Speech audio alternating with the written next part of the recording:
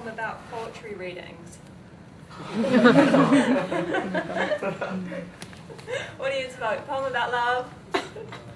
Poem about poetry readings. Okay, that's clear. Okay, I was doing a poetry tour,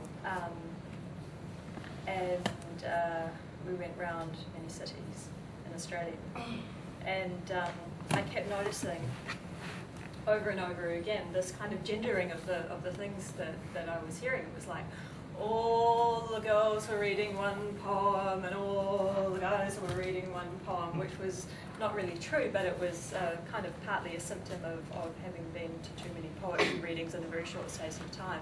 But it was also, yeah, I think there was something here, and you can kind of hear this sometimes. It's called The Second Poet Reading. 1. Tell me again about the body of your sister. Who is your sister?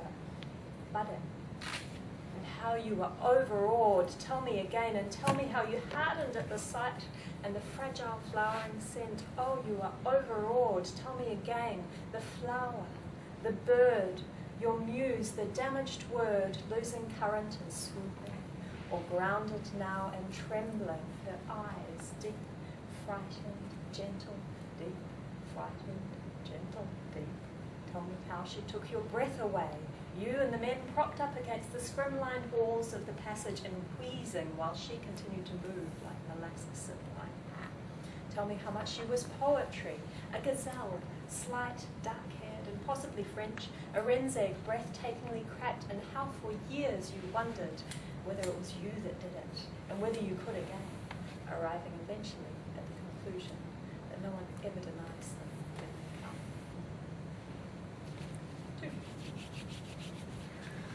She controls her cutlery so as not to disturb. But sun streams from the window and through the slip of bacon on her fork so that it glows, sepia-stained, almost religiously rindless, crispy. She thinks the man at the next table may have noticed, and she wants to tell him that the egg was nothing to write home about. But the second poet has begun, offering to the room delicate slices of herself, lifted high on a quivering voice while the sun slides behind to illumine those blood roses, the poet's ears. The man at the next table is about to order. She drops the fork to make window of her second thought.